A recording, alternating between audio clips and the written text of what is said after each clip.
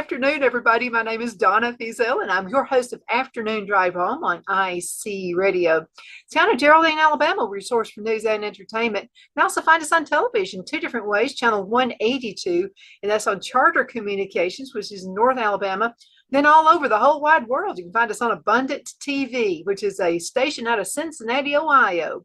And they're found on Roku, Apple TV, and Amazon Fire. This is a good Christian television station. Rob Patz is the owner, and Rob has been he's been on the show a lot. So I do appreciate this guy giving us a chance to be on. And we have another announcement that we wanted to make. It'll be coming up probably next week. It's going to be adding about 1 million more viewers to Afternoon Drive Home. So Wow. we're pretty excited about that. And talk about somebody being as excited as I am about it. You should see Rob. He's turning cartwheels. He's all over it. Absolutely. But again, thank you so much for watching. You're absolutely awesome. And we appreciate the time that you spend with us. It's absolutely ideal. Now, you can also go to our website if you'd like to share and download the apps. You can go to IC Radio. And then on your Apple phone, it's IC Radio Media. But thank you again so much for watching. I have a very special friend with me right now. I'm always excited when Randall Ham is going to be on the show. He's with Karios Prison Ministry. Just all around good guy. I'm telling you. You and Lisa are the perfect couple. Well, thank you so much, Donna. We think so, at least for ourselves. Truth is we have the same struggles in our marriage that other people have, and disagreements and things like that. But it's just a matter of figuring out how to work through those. But thank you for that. Absolutely. We go to church, Cowboy Church, and it's over there close to in Collinsville, Lookout Mountain Cowboy Church.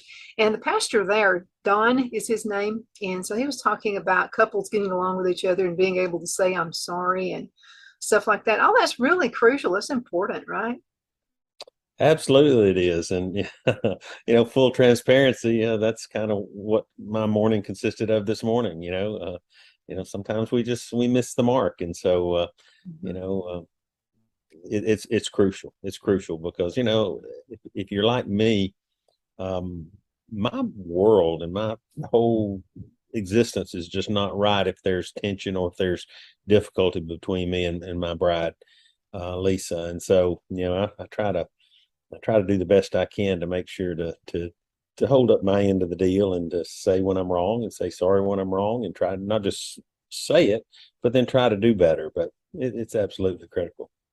You feel like that's part of the reason we have so many people in prison right now. Maybe it was the family life they grew up in. They just really don't know any better. Well, I mean, statistics prove that, Donna, that and primarily it's these men and women are coming out of homes that are fatherless homes, like we've talked about before, whether that would be a home where the father is not physically present in the home, or whether the father is present in the home but absent, if that makes sense, and not really fulfilling his role as a dad. But yeah, that's just not a thought. That is a statistical fact. Absolutely. A lot of ministers, and my son is going to seminary at Southeastern, and it's out there close to. He's been going there for years. I think he's a professional student. He's been going out there close to the Raleigh, North Carolina area in Wake Forest. And so he was telling me something really interesting. They're full of statistics there as well. And so they were talking to him about their family life, how important it is. And they said that divorces are on the uprise in the ministry world. Ministers. I'll tell you, Donna, a lot of folks don't realize how difficult pastors, how difficult their lives are and how full they are and how depressing they can be. I've had the honor of becoming really good friends with the last few pastors that I've sat under in our church, and gotten really close to them and kind of see what their life is really like outside the church. And their job never ends. It's, they're on call 24 hours. They sometimes have to kind of set their family to the side to minister and to pastor, the people in their congregation. So that does make sense, because it's just hard. It's just very, very difficult. And so I pray for our pastors, not only my own pastor, but I pray for pastors everywhere, because they do have a very, very difficult job. Dr. Aiken, who is with the seminary there, Brad, and we really think a lot of Dr. Aiken. He's just a really good guy. And so he's telling the students there, you put your wife in there, you need to have a date night. And then he was all the same things that you and Phil talk about, with me and Lisa, and that is important. I mean, she feels very special when she gets a date night. It's kind of funny. Saturday, Donna, was one of the first days that Lisa and I have had in quite a while where we didn't have something planned, some place we had to be, something we had to do. And so we spent almost the entire day just knocking around, riding around. We'd go in furniture stores or we'd go in different places or whatever. And we just spent time together, really not with any pressure to accomplish anything. But it was really good for both of us. She worked so super hard, and I'm so proud of her for that. And my schedule is pretty intense sometimes. So absolutely, as husband and wife, you have to set aside some time. You have to make that time. You can't wait for it. You have to make that time to spend time together and just one-on-one, just the two of you. No kids, no grandkids, as hard as that is. I was going to say. Because it's nourishment for your marriage. It really is. I mean, it's all about it. My dad was a pastor, and I've shared with everybody that they got a divorce. And that's one of the bad ones. And sometimes pastors out there trying to help save the world, and they forget their own family, and so that can be pretty difficult. And it can be. And one thing that we talk about on Ground Zero Men and some of the other men's ministries that I'm involved in is your first ministry is in your home. And sometimes as folks in ministry, we get so focused on saving the world that we forget where our first ministry is. And I'm thankful for a wife who will remind me of that. I'm thankful for brothers in Christ who will remind me of that, because if my home is not right, just like I was talking about earlier, if my home is not right, there's not much else that works well, because I'm distracted. That's me personally. If I've got something going on at home with my wife or my kids or anybody in my family, which is growing all the time again. And so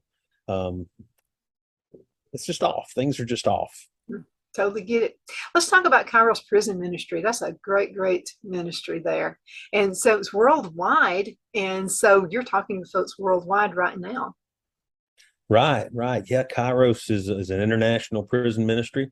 I believe they're in 9 different countries around the world. I think that's right. I think there may be up to 38 states in the U.S. now, if I remember the last thing I read. But it is a worldwide ministry to incarcerated people, not just men. There are Kairos inside weekends in the women's institutions as well. And it is such an amazing ministry and such an amazing plan they've put together for that.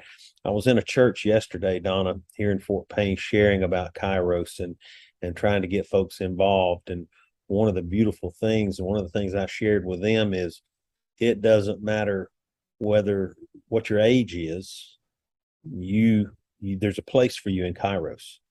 And I said, whether you got on an apron and have an oven there in your kitchen, or if you got a pack of crayons, you can serve in Kairos, because they make things available. They make ways available that anyone can serve. And it's just all inclusive. There's no one that I know, and especially no one who is a Christ follower, that can say, well, I don't have anything to offer that ministry. I agree with you, especially the cookie thing. I mean, if I were in prison and I had a chance to get a cookie, you better believe I'd be there. Yeah. I'm just sorry, but food talks. It really does. It does. It does. And the thing about it is, the men who we will go in less than a month, who will go in to spend the weekend with, they've already heard about the cookies. They already know that part of it. They've already heard about the food that we'll serve them. During our weekend in the institution, those men will not eat the same meals that the rest of the men in the prison are eating. Mm-hmm. It's going to be more like what you and I would eat on a regular basis, or even on a Thanksgiving or a Christmas holiday. Mm-hmm.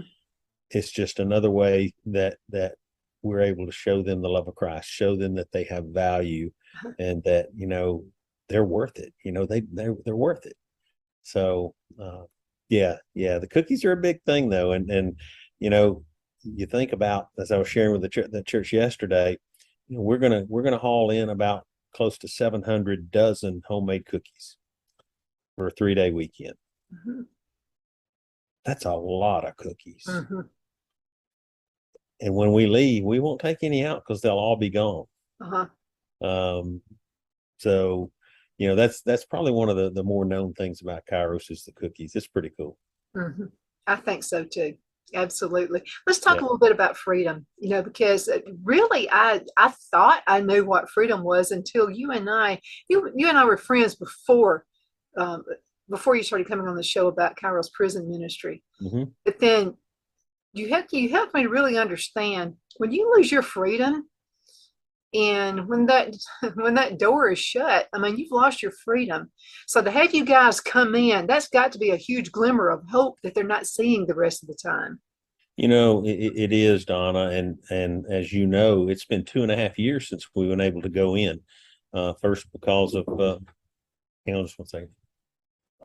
Yeah, that's all right. First because of the situation with the pandemic, they shut the prison down for that, and then they really proceeded with an abundance of caution before letting people come back in, mainly because of the tight quarters in the institution. But 2.5 years we've been out. So that was 2.5 years. Part of that now, the men there at St. Clair, not only were we not able to go in, their family members were not able to visit. Mm-hmm. No one was able to visit. So they were shut off. They were shut off from everything. And I would think, I've never been in that situation, but I would think that that would be very difficult.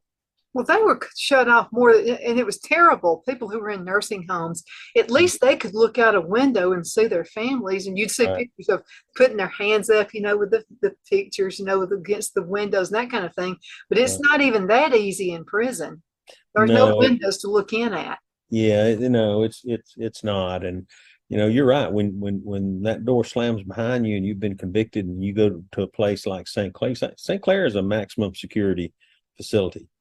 And most of the men that are there are going to be there for a long, long time. Most of the friends that I have down there have been there more than 25 years, and are not slated to get out anytime soon. So, but what they've done, Donna, is they took a different approach, and they found a relationship with Jesus Christ that allowed them to find a different kind of freedom that they can have in there.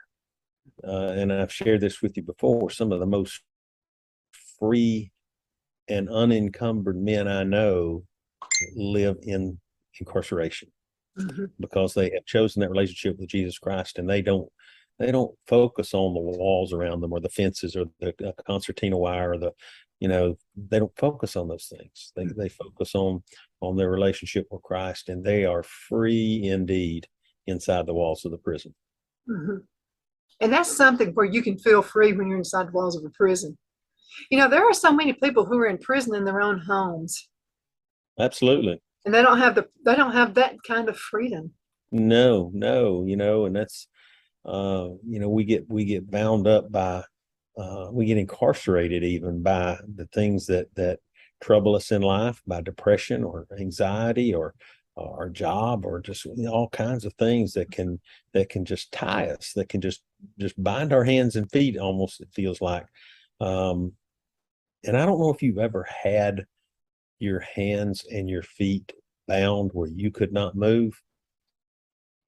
but the response to that is sometimes a frantic response, and then it's kind of like a claustrophobic type thing, and there's all kinds of mental health issues that could come from that. So yeah, we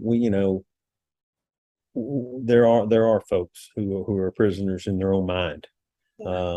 But as a pastor friend of mine said yesterday, and he was preaching a sermon on from First Kings, and he was using a chessboard as his illustration, and the illustration, the image that he used showed one chess player who was Satan, who was meant to be Satan, the other person who was playing the chessboard, who was just a normal person. And it looked, according to the chessboard, like Satan had this person in check or checkmate, and his game was almost over. And the point of his sermon was, this was so cool. He talked about the king on the chessboard, and he said the king has one more move. Mm-hmm. And it's the same for us. If we find ourselves bound up in prison in our mind or in our homes or whatever, we just need to remember that the king always has a move that we can take advantage of, and that's to set us free through relationship with Christ. And that's another thing too, is income really has nothing to do with it. There was a movie star, everybody knows who she was. She died. She was on drugs. They found out that's why she wrecked into a house, and she wound up being brain dead and pronounced dead when that happened. So millionaire, had plenty of money, but she was still in prison because she felt the need to do drugs. Yeah. Yeah. I've been in that prison. Mm-hmm. And it's you try to claw your way out of it sometimes, and you get so focused on clawing your way out of it that you forget to look up and see the hand that's there to reach down to pull you out of it. And it can lead to death. We hear about it all the time. And I was just reading something just a little while ago about that, and about celebrities, and about people who have that affluence, and how so many of them do have issues with addiction and mental health and things like that, and suicide rates and things like that. So, yeah.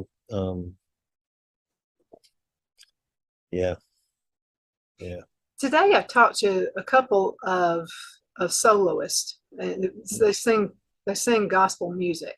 Mm-hmm. And so we were talking about, and I was thinking about you when they were talking about this. They were talking about when COVID hit, people pretty much felt imprisoned. They couldn't go to church. They were doing, be close to people, and no hugs, no nothing like that, doing the elbow things. Not the same thing as a hug. Mm-hmm. But there's folks that have never felt imprisoned before were. And so we were also talking about how, people were actually going through depression, and suicide rates went up and that kind of thing. But now they just got a slight dose of what it's like for someone to be in a prison. Exactly. Your whole life changes. And just for example, and I want to share this with you.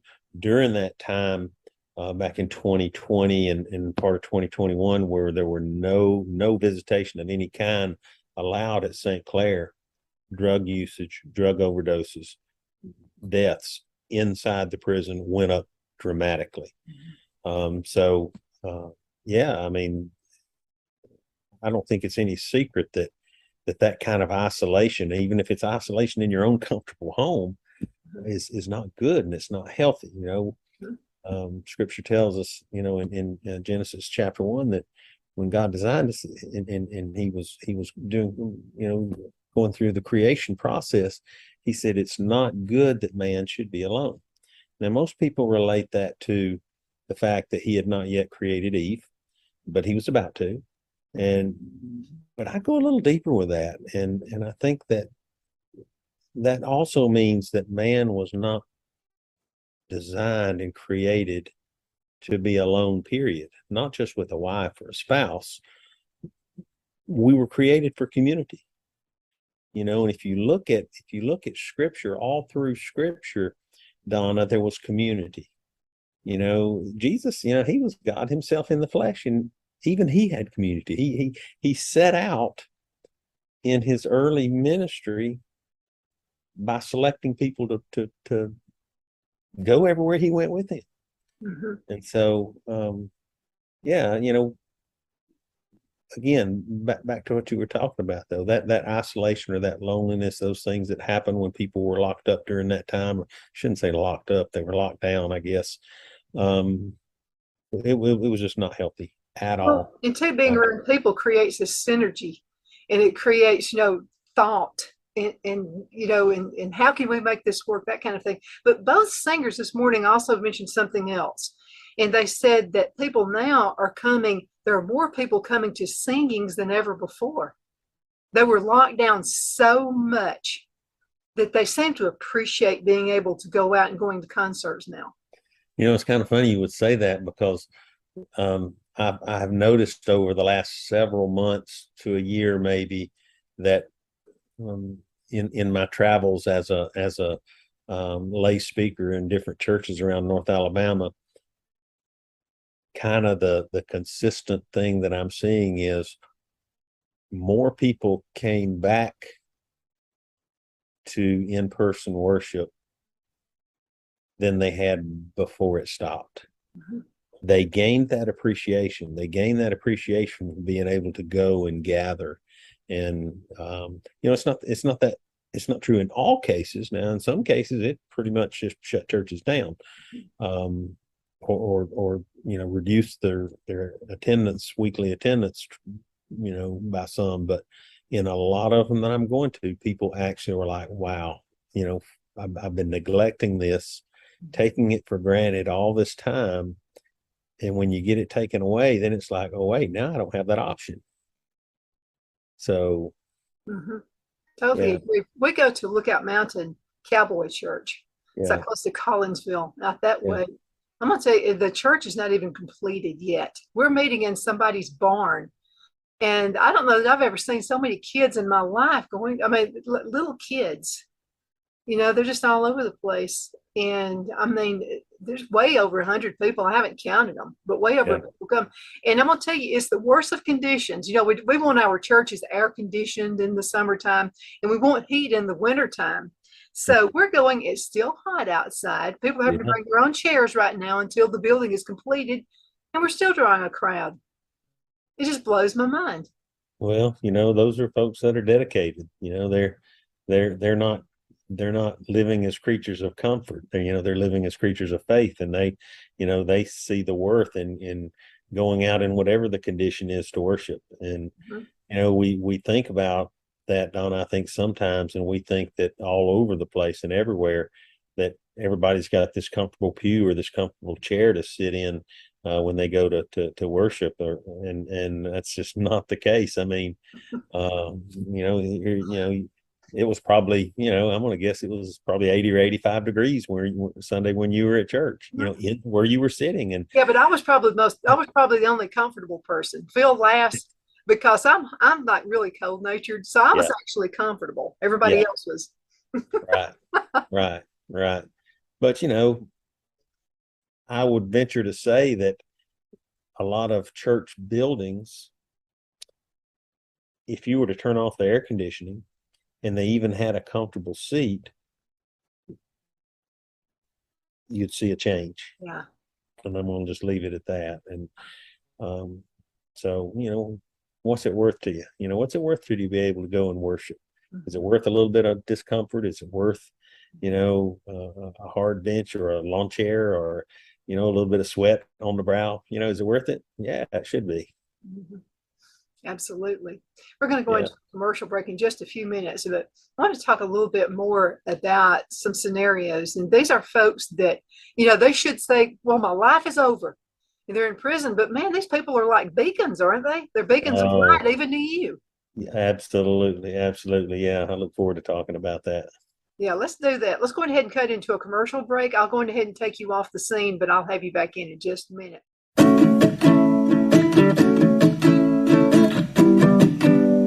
Twin City Used Car Sales has been serving drivers in the Northeast Alabama area for years with a quality selection of late model used cars, SUVs, and pickup trucks.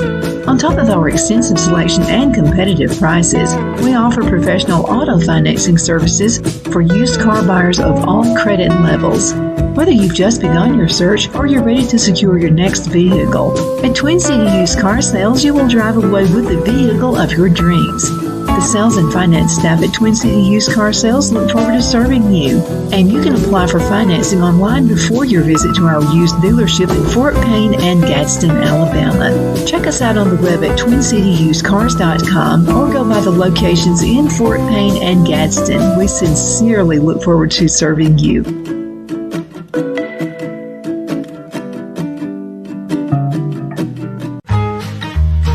We're about to make your life just a little bit easier. Join Tony and April at Tony's Pizza and Subs in Center and Cedar Bluff, Alabama. We're cooking up some hot, delicious pizzas, and we'd like to bake one for you. We are home-owned, not a chain, and our pizzas are fresh, homemade with our dough made fresh daily. We have a full menu including fresh, never frozen wings, salad bars, suds, sandwiches, and much more. In Center, we have a private dining area for birthday parties, club meetings, and other events. We'll be waiting for you at 1820 East Bypass in Center, and in Cedar Bluff, 3812 Alabama Highway 9. For your convenience, you can call in your order at our Center location, 256-92 Pizza, or Cedar Bluff, 256-557-8651. And we enjoy making your life easier. Hello, I'm Mike Lindell, and my employees and I want to thank each and every one of you for your continued support. With everything going on right now, your rest is so important. That's why we're having the biggest MyPillow sale ever. Not only are my bed pillows as low as $19.98, but you can get the best body pillows ever. Regular $89.98, now only $29.98. Take your rest on the go with our Roll and Go Anywhere MyPillows for only $14.98. And we have our new couch and accent pillows. They aren't just for looks. They have MyPillow's patented adjustable fill that gives you that amazing MyPillow comfort. In this economy, you get the best gifts ever for the best prices ever. So go to mypillow.com or call the number on your screen. Use your promo code and you get deep discounts on body, couch, bolster pillows, and so much more, including my original bed pillows for as low as $19.98. Please order now while quantities last. Good afternoon. We are back. My name is Donna Fiesel, and I'm your host of Afternoon Drive Home on IC Radio. In the town of Geraldine, Alabama, we're your source for news and entertainment. You can also find us on television, channel 182 on Charter Communications, and also on Abundant TV, which is found on Roku, Apple TV, and Amazon Fire. You know, you can find us also online. You can find us on Twitter. You can find us on Facebook. You can find us on, if it's social media, Randall, we do it all. You couldn't get away from us if you tried. That's right. But we appreciate this because what makes this show a success is the awesome guest we have. And we got one right now. His name is Randall, and he is with Karios Prison Ministry. Now, you want to talk about the business you're in right now for a few minutes? Hang on just a second. Let me turn this up just a little bit. I'm sorry, I didn't hear you. Oh, let's talk about your business for a minute, and then let's get right back into Kairos. We want to talk about some success stories. Oh, yeah. Okay. Well, Donna, I'm the Director of Sales and Marketing for Artemis Shielding, headquartered here in Fort Payne. And we're a very unique company. We make lead-free radiation shielding for multiple industries, medical industry, of course, TSA, like in the airports and things like that. We've still got some material floating around up in space on the International Space Station, protecting some of their electronics. We're doing lots of really, really cool things. We've developed some new concepts in the last 6 or 7 months that are really doing well. But we're blessed. We're blessed. We're a new company, and trying to get into an industry where one particular product has been used, which is lead, forever. And replace that with something that's non-lead, that is non-toxic, that is recyclable, that is environmentally friendly. It's still, even with all those attributes, it's still difficult sometimes to push your way into the market, but we're getting there by the grace of God.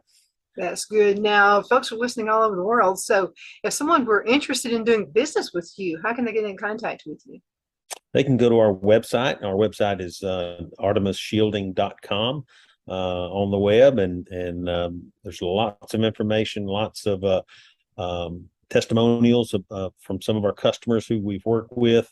There's a contact page where you can reach out to us, and those contacts come directly to me. So if you contact us through artemisshielding.com, you're going to get me.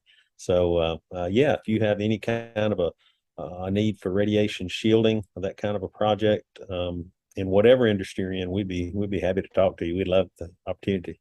That sounds good. Randall Ham, also with Karios Prison Ministry, and I love the testimonials because it seems as if you're getting as much out of this as prisoners are. I'm gonna tell you something. I have had some really life-changing moments in my interactions with some of these guys in the prisons and in the jails and stuff. And sometimes when you're in a struggle, you can't see the forest for the trees. You know what I mean? Yeah.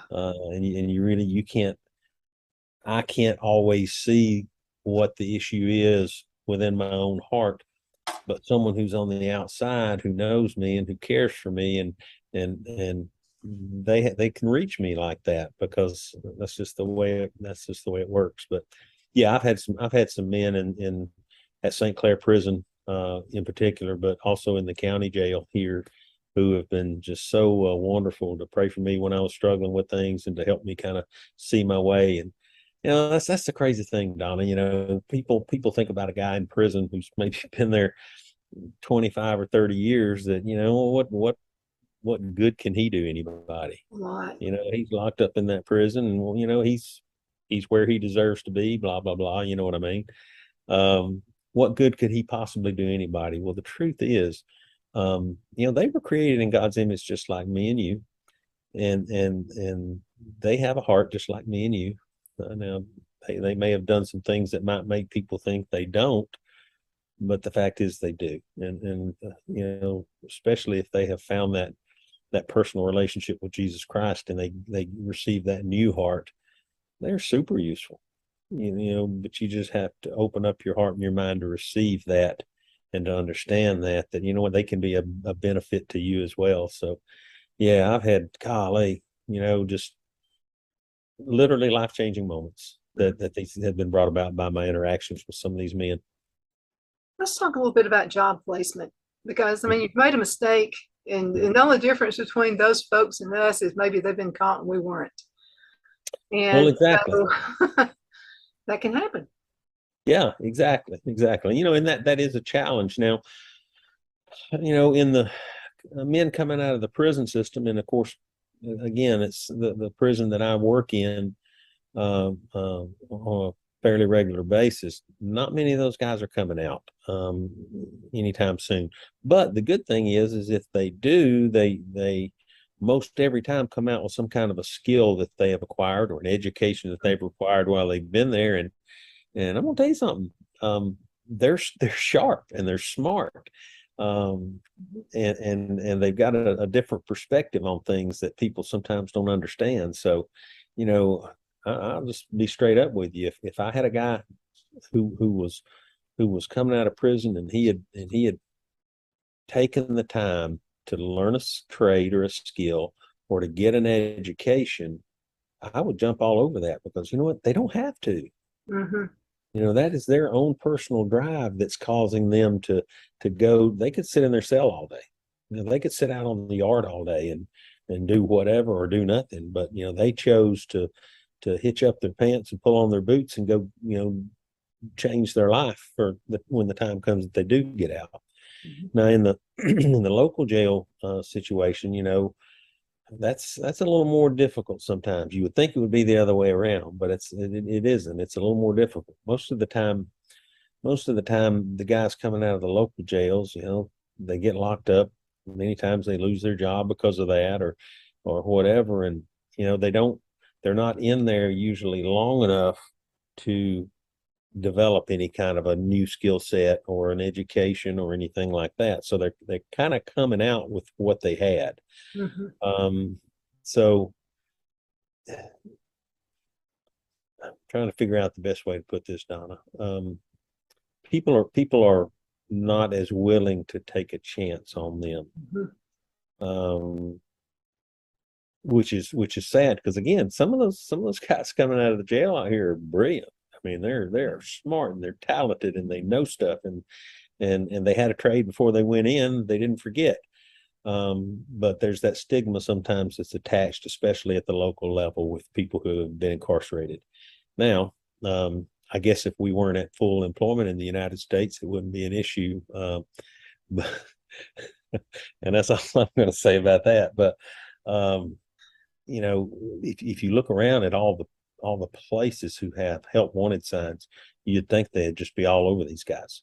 But it's just not always the case. There's that stigma is there. And I would just urge people to get past that stigma and give some of these folks a shot. You know, give them an opportunity to show you what they can do, because I'm going to tell you something. Some of them are really good at what they do, maybe even better than the guy who's making the decision on hiring them in some cases. So that's kind of, you know, Sherry Height. Do you know Sherry? I do. Yes. She's with North Alabama Family Services, and they see the light on that. And it's all about redemption. As a matter of fact, the program is called Redemption. And so they're working with the Northeast and with Sneed College to kind of help these folks get these certificates so they can go ahead and get a job. But they're going one step beyond that. They're helping, and Sherry wants to work with you guys on this as much as she possibly can.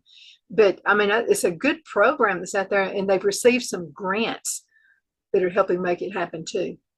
Yeah, I've heard a lot about them in the recent past. You know, Sherry and her team are doing great things out there, and you know, I've known Sherry's mom and dad, Gail and Lamar, for they're years. I guess they're just wonderful people. So it's another one of those cases where the apple doesn't fall far from the tree. And Sherry's just got an amazing heart, and I appreciate her, and I appreciate what she and her team are doing to help folks who just need a little bit of a hand. And you know, they don't need a hand out; they just need a hand up. And I appreciate them for doing that. Let's talk families right now, because you know how families can be the worst. You can make one mistake. I mean, just one, and it's like they remember it for life. What can we do as family members? And I sort of get some of that. You know, well, I've given them chance after chance after chance, but God keeps giving us chances. Yeah, thank goodness for that. Thank the Lord for that. You know, if I would hate to think what would happen in my life if I ran out of chances that the Lord gives me. And you know, as if you're a family member of someone who is in that struggle, whatever that struggle is that keeps sending them back into incarceration or into halfway houses, if it's addiction, whatever it might be, you know, you just gotta stick with them. You know, you just have to. Because the truth is, most times they don't have anybody else other than the people they were running with that helped them find their way into incarceration. So you got a kind of a choice as a family member. Do I want to kind of try to lead them back in the right direction, or I just want to turn them over to their buddies who are going to lead them right back to jail or to death or to whatever it is that they're going to lead them to? And Donna, don't get me wrong, I know that is hard. You know, because I know some of these guys that I work with who it's been a lifelong struggle for them, and literally lifelong 15, 20, 30 years that families have dealt with this, and it gets old. You know, I know it gets old for them, and I've talked with some of them so many times, and they're just at their wits' end and they don't know what to do. And I just encourage, you know, if you're a family member of someone who is in that struggle, don't give up on them. Don't give up on them, because it only takes that one moment of clarity for them where they really want to make that change. And in that moment, if they've got some support, they stand a lot better chance of succeeding. But if they have that moment of clarity and they have that moment of, you know what, I'm not doing this anymore, I'm changing my life, and they look around and they're all alone, their chances go down and diminish greatly on being successful. So, well, and two is family members, we can set guidelines. Mhm. One of those would be don't hang out with the same crowd, you know, and Well, that's the truth. yeah, and because, some of those old buddies can get you right back into it again. And Donna, I have that conversation on a regular basis with the guys that I minister to, mainly in the county jail. And I just tell them, look, you gotta find a different group of friends. You gotta find a different group of men to surround yourself with if you honestly want change. The old saying, the definition of insanity is to do the same thing over and over and expect a different outcome. But that tends to be the path that so many follow is they get out of jail, they look around, they don't have family. Well, I'm going to go to so-and-so's house. I know it's a trap house. I know that there's going to be dope and everything in there, but I'll just stay there and I'll be clean. I'll be the clean one in the bunch. Mhm. Well, no, you're not, especially if you don't have any other kind of support helping you. So, you know, yeah, they got to find a different environment. And sometimes that means moving to a different city or a different town or whatever to find that new group of people. Because here's the deal, and I've seen this over and over and over. So many times, if they go back even to the same town, they may not go looking for their old crowd. That old crowd's going to come looking for them. Yeah. And sometimes you just have to make a clean break. Mm-hmm. Let's talk about spouses, because I have an uncle, and he made a few wrong choices as well. But I'll have to say this about my aunt: was the best, I don't know, she's the best example of redemption I've ever seen in my life, because it was my uncle. And there were times I would say, why do you keep putting up with this? Why do you keep taking him back? But he actually it was practically on his deathbed. He did receive Christ. Yeah. Yeah. But I often thought, if she hadn't kept taking him back after that, I wonder what would have happened to him. Yeah. Yeah. Yeah. Who knows? Because it's hard on a spouse. It is. My goodness, Lord, I lived that out in my earlier life, where I was the clean one in the group, and spent countless nights with a little baby and a small child in my care, wondering where mom was. And she was off in addiction and just really struggling and having a hard time, making terrible choices. And in all honesty, I hung in there for about 2 years. And finally I realized that at that point it wasn't healthy for the children, because there were small children involved. Mm-hmm. And sometimes you have to make those hard decisions. Mm-hmm. Now, did I turn my back on her? No, I didn't. One of my children is with her, and we still have communication. We still have conversations, trying to encourage her when she needs it, and help her rebuild a relationship with the children. Mm-hmm. So that's important, because I know a lot of folks, they go through divorces or whatever, and the other party is just the worst person God ever created, but we got to think kids first. Yeah, when there's children involved, absolutely, it changes the dynamic. Adults can put up with a lot of stuff, and adults have the ability to see and overcome a lot of things. But you put a small child who's in maybe formative years of their life in an abusive or an addictive, addiction situation, and it can cause some serious ongoing issues later on into their lives. And so, like I said, a husband and wife in a situation like that, where one of them is struggling with addiction or some other kind of thing that's damaging the relationship, you really got to look at those kids. And sometimes you may have to make a hard decision that you really don't want to make. But when it's just adults can put up with a lot. And so let's talk teenagers.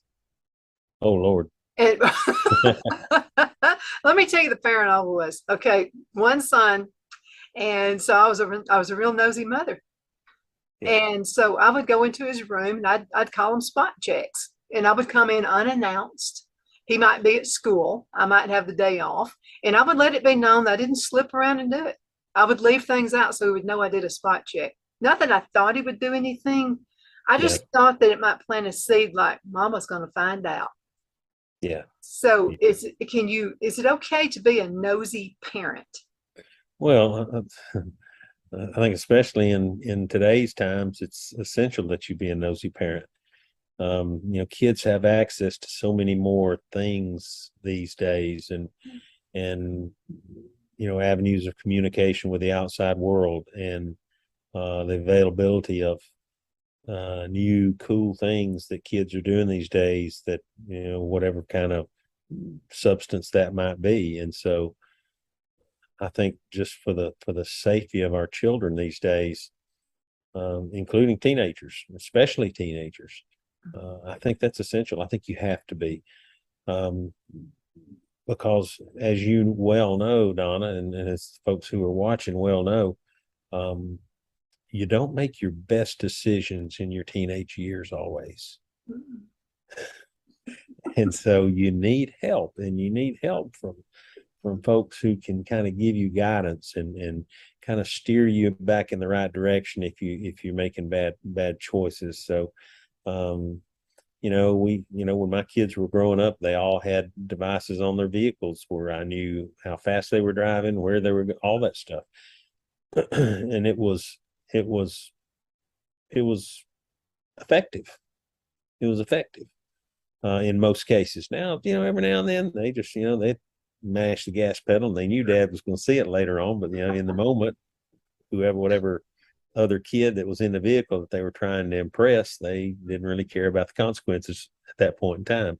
Mm-hmm. So, and all the more reason why it's essential that we are involved in our children's lives, and if that involves prying into the things that they're doing where there are ways they can be hurt, absolutely. Mm-hmm. That's what I agree with that. My kid is 43 years old now. My kid is 43 years old now. And yeah. But things are different now. I mean, we had some social media. It was not really that big of a deal back then, but I did try to control, or I controlled cartoons he watched. Yeah. Everybody's watching the Simpsons cartoon. Well, I didn't like the Simpsons. Yeah. I didn't like the way the parents appeared as stupid, and the kids were smarter than them. So I didn't allow that. He didn't get to watch it. But now there's more, and it's it's hard to keep up. And there are a lot of grandparents raising grandkids. How do they keep up with this? And that is such an unfair situation for both parties. Mm-hmm. And I get sometimes there are instances where maybe the parents, were killed or whatever, where that has to happen. But for grandparents to be raising a child of a parent who just simply chooses not to raise them themselves, or that is not a good situation for the child. Mm-hmm. Because I can tell you from experience, grandparents don't have the same energy as parents do, and they may have a little more patience sometimes, I think, mm-hmm. but they don't have the same energy. Mm-hmm. And it's also just not good. It's not good for the grandparents. It's a strain that they weren't intended to bear. Mm-hmm. But I'll tell you what, I know some grandparents who are in that situation, and they just handle it beautifully. They handle it wonderfully. And it's because they love the child so much. Mm-hmm. And so, but it's just not a good situation. Well, the grandparent has to be the bad guy, because as a grandparent, the kid probably already has a cell phone. And so they're on social media, they're on Facebook, they're acting like grown-ups when they're not. They're acting like they're older than they are. And maybe I just watch too many crime TV shows or something, but there's a lot of it with kids who are, they're pretending to be much older than they are on Facebook, and then they wind up, something happens to them, and it affects the rest of their life. And again, that is where, for younger children, and teenagers, it's imperative that parents stay tuned in to what their kids are doing, that they stay involved in what their kids are doing. And it's basically, if you break it down, most kids these days have a device in their hand they're carrying around that can contact anybody in the world. It's scary. That's, you stop and think about that for a second. Mm-hmm. Not only can they contact anybody in the world, but anybody in the world can contact them. Mm-hmm. And so you really have to stay on top of those things, to get your children to an age where they can begin to make better decisions and take care of themselves better. But then on the other hand, I mean, you can't go extreme both ways. Kids also have to have some sort of freedom as well, or they can't grow, they can't function. Well, we always told our kids, as we see a history, as we see you making better decisions, we're going to give you more leeway. Mm-hmm. We're going to give you a little more room. Now, if we start seeing you get out of whack again, we're going to yank the chain back again. It's just like kind of when you're walking a dog, and maybe this is not the best analogy, but if you're walking a dog and the dog is walking along properly, he doesn't ever feel the pressure of the lead that you got him on. Mm-hmm. But when he acts up, you give it a yank and to get his attention. Mm-hmm. And it's not much different with the kids. It's not a leash around their neck, but it's their freedom to make their own choices and do the things that they want to do. And so it's kind of I guess it's a it's a reward system. If you show me that you're mature, if you show me that you make good decisions, I'm going to let you attempt to make more of them until I see you making mistakes. I think that's pretty smart. And also there's this thing called kids need to be taught redemption. And I think a lot of parents that they get into the madness of the whole thing that happens, and they tell that kid, I'm going to disown you. Does a kid ever need to hear those words? I'm going to disown you. No, that never needs to be a word or a phrase they need to hear. Mm-hmm. That's tragic. Mm-hmm. That's tragic. I might light up your rear end with a belt like you've never been lit up before, or you might be grounded, until you turn your next birthday or whatever. But you're always going to be my son or daughter, and I'm always going to love you. But there's boundaries, and you're going to go by them. Absolutely. Now I know you guys have lots of events where men get to meet together and they get to talk about things. And Yeah. You guys like to talk like us women like to talk too. We did well. Yeah, kind of. We like to, You got a wife you got to go to tonight. that's exactly right. I'm not gonna say much there. We do. We've got actually this Saturday morning coming up. We've got our Ground Zero men's breakfast out at the Huddle House in Fort Payne at 9:30. We'll gather there around 9:30 and kind of chit chat and have coffee or orange juice or whatever, and then we'll have our devotional time. Will start about 9:45.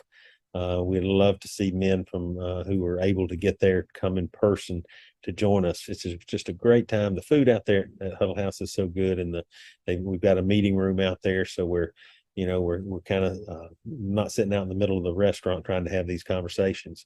So it's just a great time of fellowship and coming together as brothers in Christ to lift one another up and to encourage one another and to just support one another.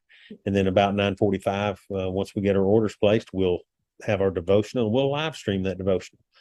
We do that every year. And so and then it'll remain on the Ground Zero men's Facebook page and all the other social media, like you were talking about, that people can go back and view later if they miss it.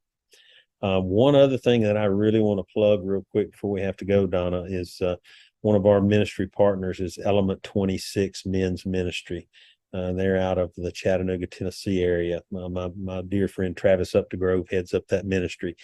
And in weekend of October the 14th through the 16th will be the 7th annual Element 26 Men's Fall Retreat up at Camp Fort Bluff in Dayton, Tennessee. And it is an amazing weekend, Donna. I don't remember how many men we baptized last year, but it was just crazy. It's just an amazing event out in the woods and out in the mountains of Tennessee. Get this, $70 includes your lodging, your meals, the 3 speakers that we'll hear, this year's t-shirt. You're going to have a pistol range, hiking, fishing, rappelling, all kinds of activities for like a free time on Saturday afternoon. Just Wow. amazing times of worship. I don't know how they do it for $70. I really I don't don't. either. But you can go to element26.cc, element26.cc, and you can find all the information that you need to get signed up for the Element 26 fall retreat. Chuck and myself will be there. Got a bunch of Ground Zero men from here in the area. They're going to be up there too. Men coming from all over. I mean, like all over states, all over the United States. Men are showing up for this. There's actually a bus coming up from Florida, bringing a bunch of men. They have got a bus, a chartered bus to bring a bunch of guys up there. So it's going to be a great time. It's just going to be a wonderful time up in the mountains. So it's going to be great. Anything else you'd like to say before you go? About 3 minutes left in this segment. You know, Don, there's just something that I would like to say, something that's really been on my heart lately, and with so much going on in the world, you know, of course, there's so much going on in politics and the political world that's just got people just chomping at each other's throats. And you know, as you probably know, we have a situation in the United Methodist Church that's very similar. That's just got chomping at the throats of other people in the United Methodist Church, or other factions of the United Methodist Church. And the thing that's been put on my heart for the last month or so has been the word grace. It's you know, I think in John chapter 8 of the story of the woman who was caught in adultery, and how even though Scripture says that she was caught in the very act, so there was no doubt that she was guilty, no doubt. And when they brought her to Jesus, he knew she was guilty. And, you know, they're getting ready to start throwing the rocks at her to stone her to death, because that's what the law called for. And you know, Jesus told them, you know, let you who is without sin cast the first stone. And what that was is he was causing them to look into their own hearts and see their own brokenness and see their own faults and their own shortcomings, instead of just focusing on hers. And I think if we could do that in the United States and around the world and in our churches and just as a whole, if we could take just a minute and look into our own hearts and see that, you know what, we're pretty messed up too. And we really have no place to condemn another person. And that's what Jesus said. He said, I don't condemn you either. That's what he told her, even though he knew she was guilty. Now, he acknowledged her sin. He said, go and don't do that anymore. I mean, I'm paraphrasing there, but he said, go and live a different life. And, you know, I just think about that and how she must have felt knowing that she walked away from the King of Kings with no condemnation. And I just think if we treated more people like that in our own lives and the people around us, Lord, what a different world this could be. I think so too. And as far as arguments and stuff like that, I just don't do that. And you'll get picked out on Facebook. You know, I just don't do it. You got to know when to walk away. Yeah. And so it's just not worth it. It's not worth breaking up friendships over. It's just not worth it. It's not, and it's just not worth having all that tension and bitterness and all that in your heart. You know, you know, that's another thing that'll bind you. You know, just like addiction or anything, bitterness will bind you. Worse than addiction. Worse. That's right. Absolutely. That's right. Randall, we got to call it a day. Thank you so much for coming on the show. It's always a pleasure. All right. Thanks, Don. It's always a pleasure to be here. Tell Lisa hello for me. I'll do it. And you tell I said hello. Sure will. Guys, we're going to have to go on to another guest. Thank you again so much for watching. We'll be right back.